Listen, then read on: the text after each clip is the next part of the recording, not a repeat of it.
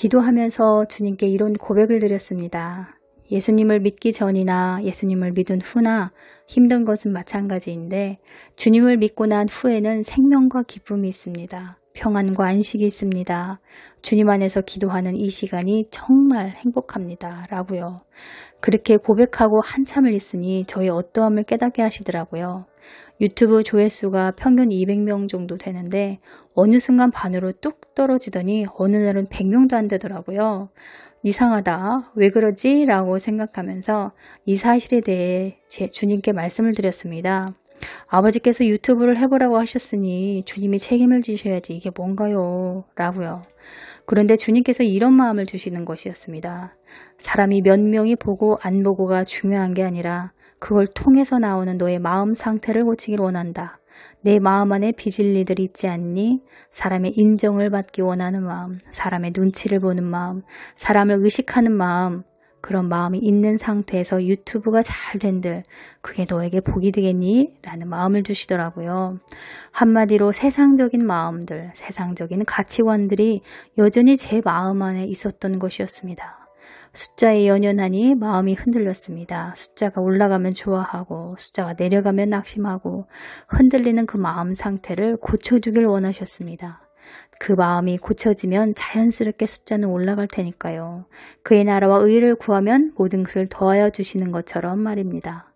이걸 깨닫게 하시려고 조회수를 낮추셨던 것입니다. 소수의 사람들만 보게 하셨던 것입니다. 그걸 깨닫고 나자 바른 회개가 나오기 시작했습니다. 그래, 세상적인 마음을 회개하면서 아버지 마음을 새롭게 해주세요 라고 말씀드리자 거룩한 기름 부음이 임했습니다. 그러고 나서 다음날 100명도 안 되는 조회수를 보자 놀라운 일이 벌어졌습니다.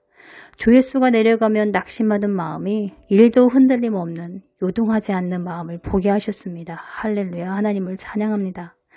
이 경험을 통해서 깨닫는 것은 우리 하나님께서 마음을 연단하셨구나. 내 마음 상태를 고치시려고 이런저런 방법과 문제 등을 경험하게 하면서 내면에 요동함이 있는지 아닌지 없는지 보셨구나 라는 것을요. 내면이 강건해지길 원하셨던 것입니다. 쉽게 상처받지 않고 환경에 쉽게 흔들리지 않는 강건함을 원하셨던 것입니다. 하나님의 일하심에는 후회하심이 없고 실수가 없다고 하셨는데 정말 그렇습니다. 모든 일에는 다 이유가 있구나를 배웁니다. 세상적인 사람들의 마음 상태는 남이 나보다 잘 되면 열등감, 패배감, 낮은 자존감을 느끼고 나보다 못하면 우월감을 느낍니다. 사람들은 겉으로 보이는 이미지와 외모로 사람들을 평가하지만 하나님은 우리와 보는 것이 달랐습니다. 그분은 보이는 것이 아닌 우리의 심장과 폐부를 살펴보셨습니다. 여호와의 말씀에 내 생각은 너희 생각과 다르며 내 길은 너희 길과 달라서 하늘이 땅보다 높음 같이 내 길은 너희 길보다 높으며 내 생각은 너희 생각보다 높으니라. 감사함이 올라왔습니다. 마음을 고쳐주셔서 감사합니다. 마음을 교정해 주셔서 감사합니다. 마음을 새롭게 해주셔서 감사합니다. 라고 고백했습니다. 아무것도 염려하지 말고 다만 모든 일에 기도와 간구로 너희 구할 것을 감사함으로 아뢰라는 말씀이 떠올랐습니다. 정말 그렇습니다. 우리의 모든 염려와 고민, 마음의 고통들을 감사함으로 주님께 드리면 됩니다. 그의 가난함으로 말미암아 우리가 부유하게 됩니다. 우리는 부유한 자입니다. 다만 혼이 느끼지 못할 뿐입니다. 옛사람이 낡아지면서 그분으로 채워지니 영적으로 부유해집니다. 이 부유로 다른 사람에게 복이 되길 원하셨습니다. 내 유익과 이익이 아니라 남의 이익과 유익을 위한 삶을 살기 원하십니다. 그러기 위해서는 우리의 속사람이 변화되어야 합니다. 우리의 마음 상태가 변해야 합니다. 문제를 통해 기도하며 질문하게 됩니다.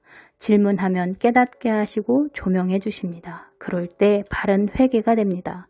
그래서 여러분, 기도가 그렇게 중요합니다. 기도하면서 주님 발치에 앉아 왜 내 삶이 어려운지, 왜 낮추시는지, 왜 고난을 주시는지 바르게 이해할 수 있게 되고 말씀에 반응하며 자세를 낮추는 등의 겸손함을 배울 수 있게 됩니다. 그분은 우리의 좁은 길, 생명의 길로 인도하십니다.